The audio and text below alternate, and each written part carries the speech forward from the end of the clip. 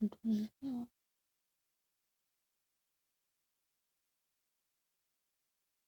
11th class, good morning बच्चों। मैं John ma'am बोल रही हूँ, आपकी ज्योग्राफी की मैम। तो एक बार फिर से मैं आप सभी 11th क्लास ज्योग्राफी के बच्चों का इस ऑनलाइन क्लास में स्वागत करती हूँ। बच्चों, हम लोग पिछले दिनों आपकी जो ज्योग्राफी की सेकेंड बुक है, भारत का भौतिक पर्यावरण, इसका हम लोगों ने तीसरा लेसन पिछले दिनों कंप्लीट किया है। ठीक, थर्ड लेसन आपका क्या था? अपवाह तंत्र। आज हम लोग इसी बुक का एक नया लेसन शुरू करेंगे और वो है हमारा अध्याय 4 यानी चैप्टर 4, जलवायु, क्लाइमेट। आज हम लोग इसका भाग 1 पढ़ेंगे। ठीक है, तो ज्योग्राफी का ये आपकी सेकेंड बुक का चौथा लेसन है और बहुत ही इंटरेस्टिंग लेसन है, बहुत ही अच्छा लेसन है। ठीक है, आपने एक बात ध्यान दी होगी कि ज्योग्राफी के सभी लेसन चाहे है ना, एक दूसरे से जुड़े हुए रहते हैं ना, कनेक्टेड हैं। ठीक है, हर जो ज्योग्राफी के जो हमारे लेसन हैं वो एक दूसरे से क्या है बच्चों, जुड़े हैं। तो पहले हम लोगों ने भारत की स्थिति देखी, फिर भारत का हम लोगों ने भौतिक जो बनावट है वो देखा, उच्चावच देखा था, फिर हम लोगों ने अपवाह तंत्र, और अब हम लोग देखेंगे भारत की जलवायु। तो हर जो तत्व है इस एक दूसरे को प्रभावित करता, जुड़ा हुआ है। तो जलवायु जो है बहुत ही इम्पोर्टेंट टॉपिक है आपके ज्योग्राफी लेसन का। ठीक है, और जलवायु को पढ़ने के लिए हमें सामान्यतः मुख्य रूप से हम लोग इन 3 बातों को आज पढ़ेंगे। तो पहली जो हमारा पॉइंट होगा आज का वो है मौसम तथा जलवायु, और दूसरा है हम लोगों का आज का पॉइंट वो है मौसम मानसून जलवायु में एकरूपता एवं विविधता, और थर्ड पॉइंट हम लोग का आज का है वो है भारत की जलवायु को प्रभावित करने वाले कारक, जिसमें 2 कारक हैं, स्थिति तथा उच्चावच संबंधी कारक, और सेकंड है वायु दाब तथा पवन संबंधी कारक। तो शुरू करते हैं बच्चों अपना टॉपिक आज का। तो सबसे पहले हम लोग देखेंगे मौसम तथा जलवायु। देखते हैं मौसम तथा जलवायु क्या एक है या अलग अलग हैं।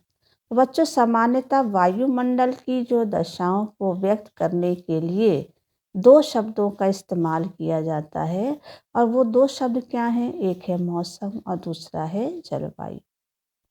मौसम और जलवायु जो हैं वो समानार्थक शब्द होते हैं, लेकिन फिर भी ये एक दूसरे से क्या हैं? भिन्न हैं। अब क्या भिन्नता है दोनों में, ये हम लोग देखेंगे, है ना। तो मौसम और जलवायु कैसे एक दूसरे से भिन्न है, ये हम लोग इन पॉइंट्स को देखकर उसका अध्ययन करेंगे। सबसे पहला तो हमारे मौसम क्या है और जलवायु क्या है। मौसम और जलवायु दोनों वायुमंडलीय अवस्थाएं हैं बच्चों, है ना, वायुमंडलीय दशाएं हैं। लेकिन दोनों में अंतर क्या है? दोनों में अंतर ये है कि मौसम जो है वो वायुमंडल की क्षणिक या अल्पकालीन दशा होती है या परिवर्तनशील दशा होती है। ठीक है, जबकि जलवायु जो है वो वायुमंडल की दीर्घकालीन दशा होती है, यानी दीर्घकालीन दशाओं का योग होती है। दूसरा अंतर हम इस तरह से देख सकते हैं कि मौसम जो है बच्चों क्षणिक मतलब जल्दी जल्दी बदलता है ना, किसी भी समय बदल जाता है। मौसम किसी भी स्थान पर एक दिन का या एक सप्ताह का हो सकता है, जबकि जलवायु में बदलाव बहुत कम होता है। ठीक है, जलवायु में अगर बदलाव होता भी है तो 50 वर्ष या उससे भी अधिक वर्षों में जलवायु में बदलाव होता है। तापमान, वर्षा, वायुदाब, पवनें, आर्द्रता, मेघ, ये सभी वायुमंडल के तत्व हैं। ठीक, जिनके आधार पर ही किसी क्षेत्र विशेष की जलवायु का क्या होता है? निर्धारण होता है। तो अभी हम लोगों ने देखा कि मौसम और जलवायु में क्या अंतर है। दोनों ही वायुमंडल के क्या हैं? दशाओं को व्यक्त करते हैं। दोनों ही समानार्थक शब्द हैं, लेकिन फिर भी दोनों में क्या है बच्चों? भिन्नता है। एक स्थायी है तो एक अस्थायी है। एक तुरंत बदल जाता है, एक को बदलने में 50 साल या उससे ज़्यादा लगते हैं। ठीक है, तो ये हो गया हमारा पहला हेडिंग, मौसम तथा जलवायु। सेकेंड हेडिंग है हमारा मौसम जलवायु में एक रूपता एवं विविधता। तो मौसम जलवायु में एक रूपता तथा विविधता, इससे पहले हम कुछ और चीज़ें भी आपको जलवायु के बारे में बता देते हैं कि भारत की जलवायु जो है ना, वो कैसी जलवायु। अक्सर सवाल आता है ना कि भारत की जलवायु किस प्रकार की जलवायु। तो भारत की जलवायु जो है बच्चों, वो उष्णकटिबंधीय मानसूनी जलवायु है ना। क्यों ऐसा कहते हैं कि उष्णकटिबंधीय जलवायु, मानसूनी जलवायु? क्योंकि भारत में अधिकतर वर्षा जो है कौन से मौसम में होती है? तो भारत में अधिकतर वर्षा जो है वो ग्रीष्म ऋतु में होती है। यहाँ तापमान और वर्षा के वितरण में भी क्या पाई जाती है? असमानता पाई जाती है। और जिस प्रकार की जलवायु हमारे भारत में है, यानी उष्णकटिबंधीय मानसूनी जलवायु, इसी प्रकार की जलवायु जो हमारे दक्षिणी और दक्षिणी पूर्वी एशियाई देश हैं, जैसे आपका भारत कितने पड़ोसी देश हैं, श्रीलंका, बांग्लादेश, नेपाल, भूटान, पाकिस्तान, है ना, और इधर हमारा चीन और आपका मलेशिया, इंडोनेशिया, कंबोडिया, जितने हमारे दक्षिणी पूर्वी एशियाई देश हैं, वहाँ इसी प्रकार की जलवायु जो है वो मिलती है। अभी हम लोगों ने यहाँ एक शब्द देखा भारत की जलवायु में, उष्णकटिबंधीय मानसूनी जलवायु। तो मानसूनी क्या है? मानसून किसको बोलते हैं बच्चों, है ना? मानसून से मतलब है ऐसी जलवायु जिसमें ऋतु के अनुसार पवनों की दिशा क्या होती रहती है? बदलती रहती है ना। तो इस तरह भी बोल सकते हैं कि मानसून जो है वो मौसमी हवाएं होती हैं जो ऋतु के अनुसार अपनी दिशा क्या करती हैं? बदलती रहती हैं। यानी 6 महीना अगर वो समुद्र से चलती हैं तो 6 महीना वो स्थल से समुद्र की ओर चलती हैं, इसलिए मौसमी पवनें हैं, है ना। तो मानसून से क्या मतलब? ऐसी जलवायु जिसमें ऋतु के अनुसार मौसम हवाएं क्या करती हैं? अपनी दिशा बदलती हैं। जैसे गर्मी में ये चलती हैं समुद्र से स्थल, और जाड़े में ये चलती हैं स्थल से समुद्र की ओर। ठीक है, इसलिए इनको मानसून के नाम से जाना जाता है। अब आता है हमारा मानसून जलवायु में एक रूपता एवं विविधता। मानसूनी पवनों की व्यवस्था जो है वो भारत और दक्षिणी पूर्वी एशियाई जो देश हैं, है ना, उनके बीच एकता को क्या करती है? बल प्रदान करती है। यानी कहें तो मानसून जो है वो दक्षिण और दक्षिणी पूर्वी एशियाई और भारत को एक दूसरे में ना एक उसमें बांधता है, एकता में बांधता है ना। और यही नहीं बच्चों, जबकि भारत में उष्णकटिबंधीय मानसूनी जलवायु पाई जाती है, लेकिन फिर भी भारत में यहाँ की जो जलवायु है उसमें प्रादेशिक भिन्नता भी क्या होती है? दिखाई देती है।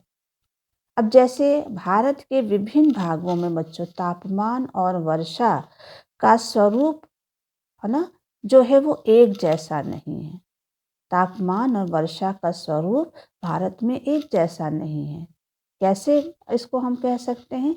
यानी अगर दक्षिण भारत में जहाँ तापमान सदैव ऊंचा रहता है, यानी साउथ इंडिया में 12 महीने तापमान क्या रहता है? ऊंचा रहता है। ये दक्षिणी भारत है ना। तो दक्षिण भारत में साल भर तापमान क्या रहता है? ऊंचा रहता है। ठीक है, जबकि अगर हम इधर हिमालय देखें तो हिमालय में जो ऊंचा सबसे भारत का ऊंचा भाग है ना हिमालय, तो यहाँ तो गर्मियों में भी बर्फ जमी रहती है। लेकिन जो हमारा ये दक्षिण भारत है, यहाँ 12 महीने तापमान क्या रहता है? ऊंचा रहता है। ठीक है, इसी प्रकार अगर हम गर्मियों में देखें तो जो हमारा भारत का जो पश्चिमी भाग है, जिसको हम भारत का पश्चिमी मरुस्थल बोलते हैं, जो राजस्थान वाला भाग है, ये वाला भाग है ना, पश्चिमी जो हमारा राजस्थान वाला भाग है, ये जिसको हम और मरुस्थल के नाम से यहाँ गर्मियों में तापमान बहुत ज़्यादा हो जाता है, यानी गर्मियों में तापमान यहाँ 55 डिग्री सेल्सियस तक पहुँच जाता है। वहीं अगर हम देखें तो यहाँ लद्दाख है, लद्दाख में तापमान जो है, लद्दाख और उसके आसपास तापमान जो है वो क्या रहता है बच्चों, -45 डिग्री, यानी जाड़ों में यहाँ तापमान -45 डिग्री चला जाता है, यानी 0 डिग्री से भी नीचे, है ना। यानी इतना तापमान कम हो जाता है कि सब कुछ यहाँ जम जाता है। तो तापमान में भी यहाँ भारत में क्या पाया जाता है, अंतर, भिन्नता, असमानता पाई जाती है। एक और रेगिस्तान में जहाँ 55 डिग्री सेल्सियस तापमान गर्मी में, वहाँ दूसरी ओर जो हमारा लद्दाख है, यहाँ तापमान जो है वो कितना रहता है, -45 डिग्री सेल्सियस। इसी प्रकार बच्चों, अगर ये तो हो गया तापमान का, है ना, स्वरूप कैसा है भारत में। अगर हम वर्षा के स्वरूप को देखें और वितरण को देखें तो उसमें भी बहुत ज़्यादा असमानता पाई जाती है। जैसे कि बच्चों, हिमालय के ऊंचे भाग जो हैं, वहाँ जो वर्षण होती है, यानी वर्षण मतलब वर्षा होती है, वो प्रायः हिम के रूप में होती है, यानी बर्फ़ के रूप में, यानी हिमपात के रूप में होती है। लेकिन भारत के अधिकतर भागों में यही वर्षा या यही वर्षण जो है वो जल के बूंदों के रूप में होती है। तो दो तरह का स्वरूप है भारत में वर्षा का। एक तरफ हिमालय के ऊंचे भागों में बारिश जो है वो हिमपात के रूप में, यानी बर्फ़ के रूप में होती है। वहीं देश के सभी अन्य भागों में वर्षा यानी वर्षण जो है वो जल के बूंदों के रूप में होती है। वर्षा की अगर हम मात्रा देखें तो भारत में इसमें भी असमानता पाई जाती है, सभी जगह एक जैसी वर्षा नहीं होती है। अब इसको एक उदाहरण से हम देख सकते हैं कि भारत का जो ये मेघालय वाला भाग है ना, भारत का जो मेघालय वाला भाग है, यहाँ पर वर्षा, अगर हम मेघालय को देखें तो यहाँ पर वर्षा जो है खासी की पहाड़ियों से घिरा हुआ चेरापूंजी और मौसिनराम है ना, यहाँ पर वर्षा जो है सबसे ज़्यादा होती है। यानी वार्षिक वर्षा का औसत जो है चेरापूंजी और मौसिनराम में जो है 1080 सेंटीमीटर है।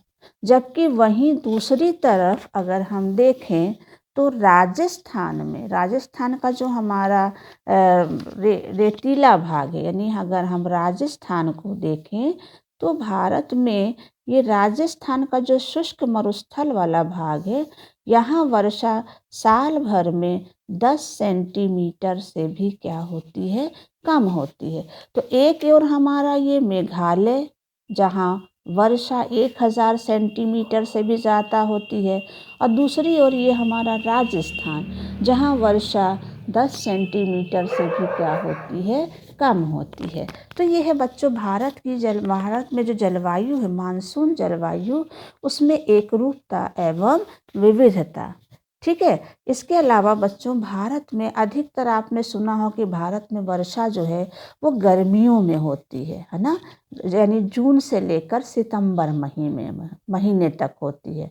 लेकिन भारत का एक राज्य ऐसा भी है, यानी तमिलनाडु, जहाँ बारिश है ना कब होती है, शरद ऋतु में, या फिर हमारा जो क्या कहते हैं, जाड़े की जब शुरुआत होती है, यानी जाड़ा जब शुरू होता है, आरंभ होता है, तब यहाँ तमिलनाडु में क्या होती है, वर्षा होती है। तो ये है बच्चों भारत की मानसून जलवायु में एक रूपता और अविविधता। तो हमने देखा बच्चों कि भारत में जो है वो तापमान और वर्षा का जो स्वरूप जो है वो क्या है, असमान है ना, प्रादेशिक भिन्नता जो है यहाँ पाई जाती है। तो हमने तापमान में भी देखा कि सभी जगह एक समान तापमान नहीं है, सभी जगह एक जैसी बारिश भी नहीं होती है, और वर्षा का स्वरूप भी क्या है, अलग अलग है। कहीं हिमपात के रूप में हिमालय में, तो कहीं भारत में वर्षा जल के बूंदों के रूप में होती, कहीं 1000 सेंटीमीटर से भी ज़्यादा वर्षा, तो कहीं 10 सेंटीमीटर से भी कम वर्षा। कहीं जाड़े में बारिश होती है तो भारत के अधिकतर भागों में जून से लेकर सितंबर तक क्या होती है, वर्षा होती है। तो ये हो गया हमारा सेकेंड पॉइंट, मानसून जलवायु में एक रूपता एवं विविधता। अब हमारा आता है उसके बाद वाला पॉइंट, वो है भारत की जलवायु को प्रभावित करने वाले कारक। तो दो मेन कारक हैं, स्थिति और उच्चावच, और दूसरा है वायु दाब तथा पवने। तो हम लोग पढ़ने जा रहे हैं जलवायु को प्रभावित करने वाले कारक। तो जलवायु को प्रभावित करने वाले कारक में सबसे पहले आज हम लोग देखते हैं स्थिति तथा उच्चावच संबंधी कारक। तो आज हम लोग यही पॉइंट करेंगे। अगले वीडियो में हम लोग वायु संबंधी जो कारक है उस वायु दाब और वायु संबंधी कारक के बारे में पढ़ेंगे। तो आज हम लोग केवल स्थिति तथा उच्चावच संबंधी कारक के बारे में पढ़ेंगे। स्थिति और उच्चावच संबंधी जो कारक हैं उसमें मुख्य रूप से 6 कारक हैं। पहला है अक्षांश, दूसरा है हिमालय पर्वत, तीसरा है जल और स्थल का वितरण, चौथा है समुद्र से दूरी, पांचवा है समुद्र तल से ऊंचाई, और छठवां है उच्चावच यानी भूमि का ढाल। ये वो कारक हैं जो भारत की जलवायु को सबसे ज़्यादा क्या करते हैं, प्रभावित करते हैं। तो सबसे पहला आता है बच्चों उच्चावच, अक्षांश। अक्षांश आपको पता होगा कि भारत के बीच से एक बहुत महत्वपूर्ण है ना रेखा जाती है जिसको हम कर्क रेखा के नाम से जानते हैं। ये कर्क रेखा भारत को 2 बराबर भागों में ना केवल बांटती है बल्कि भारत की जलवायु पर भी अपना प्रभाव डालती है। भारत का जो उत्तरी भाग है यहाँ पाई जाती है शीतोष्ण कटिबंधीय जलवायु, है ना, शीतोष्ण जलवायु पाई, और भारत के दक्षिण में पाई जाती है उष्ण कटिबंधीय जलवायु। ठीक, तो भारत के कर्क रेखा यानी जो अक्षांश रेखा है वो भारत की जलवायु को कैसे प्रभावित करती है। इसके उत्तर में शीतोष्ण कटिबंधीय जलवायु और दक्षिण में उष्ण कटिबंधीय जलवायु जो है वो पाई जाती है। यानी उष्ण कटिबंध इसलिए बोला गया क्योंकि यहाँ वर्ष भर यानी 12 महीने क्या पाया जाता है, तापमान ऊंचा रहता है ना। दक्षिण भारत में वर्ष भर तापमान क्या रहता है, ऊंचा रहता है, अधिक रहता है या उच्च रहता है। इसलिए यहाँ कैसी जलवायु है, उष्ण जलवायु है। उष्ण जलवायु का एक कारण और है कि भारत के दक्षिण से जाती है आपकी भूमध्य रेखा। तो भूमध्य रेखा जो है ये भी भारत का जो दक्षिण भाग है ये कर्क और भूमध्य के बीच में स्थित है, और इस भाग में सूर्य की किरणें हमेशा क्या है बच्चों, सीधी पड़ती, लंबवत पड़ती, इसलिए भारत का ये भाग ज़्यादा गर्म रहता है। लेकिन जैसे जैसे हम उत्तर की ओर जाते हैं जलवायु क्या होने लगती है, विषम होने लगती है, यानी तापमान में क्या आने लगती है, कमी आने लगती है कि ये भाग भूमध्य रेखा से दूर होने लगता है। तो ये है बच्चों अक्षांश जो भारत की जलवायु को क्या करते हैं, प्रभावित करते हैं। तो भारत की जलवायु पर कौन सी 2 अक्षांश का प्रभाव पड़ता है, एक कर्क रेखा और दूसरी है भूमध्य रेखा। दूसरा कारण है हिमालय पर्वत। हिमालय पर्वत बच्चों आपको पता है भारत का सबसे और दुनिया का सबसे ऊंचा पर्वतमाला है, और ये भारत के किस भाग में है, तो ये भारत के है ना उत्तरी भाग में है ना। इस तरह से ये हमारा हिमालय है, ये पूरा हिमालय पर्वत है। तो हिमालय का काम क्या है, हिमालय जो है एक प्रहरी के समान भारत के इस उत्तरी सीमा पर स्थित है ना। पूरा जम्मू कश्मीर से लेकर अरुणाचल प्रदेश तक ये पूरा हिमालय है। तो हिमालय जो है वो भारत की जलवायु को कैसे प्रभावित, इधर है हमारा चीन, है ना। तो चीन की ओर से या जो साइबेरिया है इधर से जो आने वाली ठंडी और बर्फीली हवाएं हैं, इन हवाओं को भारत में आने से ये हिमालय पर्वत क्या करता है, रोकता है ना। यानी अगर ये हिमालय नहीं होता तो ठंडी हवाएं भारत में आती और भारत भी तिब्बत जैसा ठंडा रेगिस्तान होता। दूसरा एक इसका प्रभाव पड़ता है कि जो हमारे समुद्र की ओर से मानसूनी पवनें आती हैं, इन पवनों को हिमालय पर्वत रोक कर भारत में क्या करता है, वर्षा कराता है। तो भारत की जलवायु पर हिमालय का बहुत क्या है, सीधा प्रभाव पड़ता है। एक और वो साइबेरिया यानी उत्तरी ध्रुव की ओर से आने वाली ठंडी बर्फीली हवाएं हैं, उनको भारत में आने से रोकता है। और दूसरी ओर वो मानसूनी हवाओं को जो सागर की ओर से आती हैं गर्मियों में, इन हवाओं को भारत में रोककर वर्षा कराता है। ठीक है। अब चलते हैं जल और स्थल का वितरण। जल और स्थल का वितरण ये कैसे भारत की जलवायु को प्रभावित करता है बच्चों। जल और स्थल का स्वभाव अलग अलग होता है। आप जानते हो कि पानी जो है वो जल्दी गर्म नहीं होता ना, उसको टाइम लगता है। तो जल का स्वभाव है देर से गर्म होना, देर से ठंडा होना। और स्थल का स्वभाव होता है बच्चों तुरंत गर्म होता ना, जमीन जो है तुरंत गर्म होती है और जल्दी ही ठंडी हो जाती है। तो ये जो स्वभाव है जल और स्थल का अलग अलग, कि जल देर से गर्म होता है, देर से ठंडा होता है, स्थल जल्दी गर्म होता है और जल्दी क्या होता है, ठंडा होता है।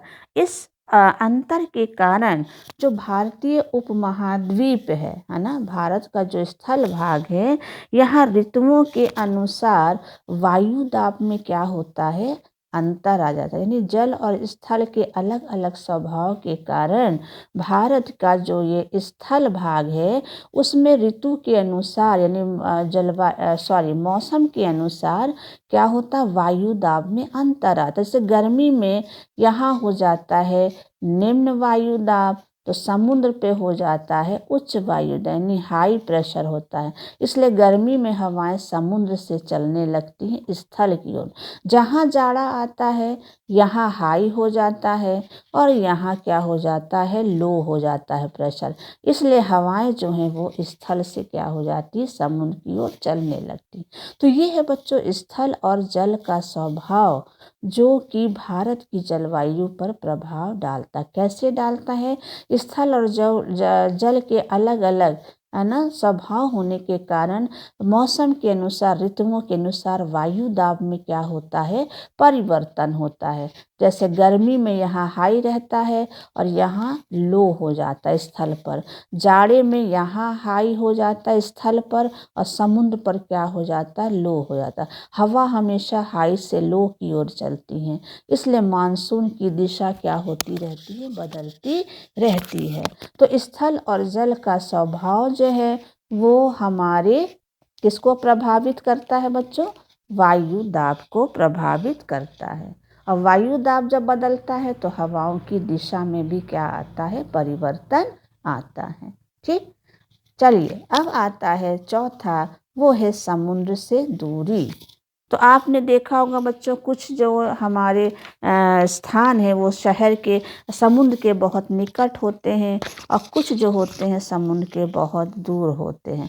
अब जैसे उदाहरण के लिए है ना, ये है हमारा आपका मैं एक छोटा सा मैप बनाती हूँ। तो ये है इधर हमारा मान लीजिए दिल्ली है, ठीक, और इधर है हमारा मुंबई। तो मुंबई जो है वो समुद्र के क्या है, इधर अरब सागर है ना, मुंबई जो है वो समुद्र के निकट है। और दिल्ली क्या है बच्चों, समुद्र से बहुत दूर है। तो इस पर क्या प्रभाव पड़ता है, दिल्ली जो समुद्र के किनारे जो शहर हैं, जैसे मुंबई का मैंने उदाहरण दिया, यहाँ का जो की जलवायु है वो सम रहती, यानी पूरे साल यहाँ तापमान क्या रहता, समान रहता है, घटता बढ़ता। यानी यहाँ के लोग जो हैं वो मौसम संबंधी परिवर्तन अनुभव उनको नहीं होता है। केरल है आपका, ये है मुंबई है, गोवा है, इनको मौसम संबंधी परिवर्तन का अनुभव नहीं होता है। लेकिन वहीं दिल्ली है, इधर कानपुर है, तो ये क्या होते हैं, समुद्र से दूर हैं, इसलिए यहाँ तापमान क्या होता है, मौसम के अनुसार घटता बढ़ता रहता है। यानी यहाँ विषम जलवायु पाई जाती है। यानी यहाँ के लोग मौसम संबंधी, ऋतु संबंधी जाड़ा गर्मी महसूस करते हैं, लेकिन यहाँ के लोग जाड़ा गर्मी महसूस नहीं करते हैं, क्योंकि समुद्र किनारे होने के कारण यहाँ 12 महीने मौसम कैसा रहता है, सम रहता है। ठीक है, अब चलते हैं उसके बाद समुद्र तल से ऊंचाई। उसके बाद कारण कौन सा है, समुद्र तल से ऊंचाई। ऊंचाई पर जाने पे बच्चों तापमान क्या होने लगता है, कम होने लगता है। यानी जैसे जैसे हम ऊंचाई की ओर जाते हैं, तापमान क्या होने लगता है, कम होने लगता है। यानी कहते हैं ना 165 मीटर की ऊंचाई पर जाने पर 1 डिग्री सेंटीग्रेड तापमान कम हो जाता। तो जब हम बहुत ऊंचाई पर जाते हैं, 4000 या 5000 मीटर की ऊंचाई पे, तो तापमान इतना कम हो जाता है कि वहाँ पर क्या होने लगता है, बर्फ़ जो है वो, पानी जो है वो जमने लगता है। तो हिमालय की जो ऊंची चोटियाँ हैं क्यों बर्फ़ से ढकी रहती हैं, कि हिमालय की ऊंचाई बहुत ज़्यादा है और ऊंचाई पे जाने पर क्या होता है, तापमान कम होता है। इसीलिए हिमालय की जो चोटियाँ हैं वो 12 महीने बर्फ़ से क्या रहती हैं, ढकी रहती हैं। छठवां कारण क्या है बच्चों, जो जलवायु को प्रभावित, वो है उच्चावच। उच्चावच मतलब ऊंचा नीचा भूभाग। तो हमारी पृथ्वी पर, धरातल पर कुछ भाग ऐसे हैं जहाँ पर कि ढाल बहुत ज़्यादा, कुछ भाग ऐसे तो सूरज के सामने, किरणों के सामने पड़ते हैं, कुछ सूरज के सामने, किरणों के सामने नहीं होते। कुछ भाग ऐसे होते हैं जो आर्द्र पवनों के सामने होते हैं, कुछ भाग आर्द्र पवनों के सामने नहीं होते। अब जैसे ये वाला भाग है भारत का, ठीक है, दक्षिणी भाग, ठीक, अरब सागर, तो यहाँ से आने वाली जो हवाएं हैं वो यहाँ पश्चिमी घाट की पहाड़ियों से टकराकर यहाँ क्या करती हैं, वर्षा करने लगती हैं। यानी ये पश्चिमी घाट की पहाड़ियों का सामने वाला भाग। लेकिन यही हवाएं जब इसके पिछले यानी विपरीत ढाल पर जाती हैं, इस पहाड़ी को पार करके, तो यहाँ वर्षा क्या होती है, कम होती है ना। तो जो सामने वाला ढाल है पहाड़ी का वो ज़्यादा वर्षा करता है, और जो विमुख ढाल है, यानी विमुख का मतलब जो विपरीत ढाल है, वहाँ वर्षा क्या होती है, कम होती है ना। तो इस तरह से ये वाला भाग क्या कहलाता है, इसीलिए वृष्टि छाया प्रदेश जो है वो कहलाता है, क्योंकि यहाँ ज़्यादा वर्षा है। मान लीजिए यहाँ 200 सेंटीमीटर से अधिक है, तो यहाँ 50 सेंटीमीटर का वर्षा होती है। तो ये जो पहाड़ी के, पश्चिमी घाट की पहाड़ी के पीछे वाला भाग है, ढाल का पिछला भाग है, यहाँ तक आते थे हवाएं शुष्क हो जाती, इसलिए यहाँ कम वर्षा होती है, जबकि सम्मुख वाला भाग जो है वो ज़्यादा वर्षा प्राप्त करता है। तो ये है उच्चावच, जो जलवायु को क्या करता है, प्रभावित करता है। तो आज के लिए बच्चों बस इतना ही हम लोग पढ़ेंगे, और अगले वीडियो में हम लोग जलवायु को प्रभावित करने वाले दूसरा कारक पढ़ेंगे, और वो है वायु दाब तथा पवन। तो थैंक यू बच्चों।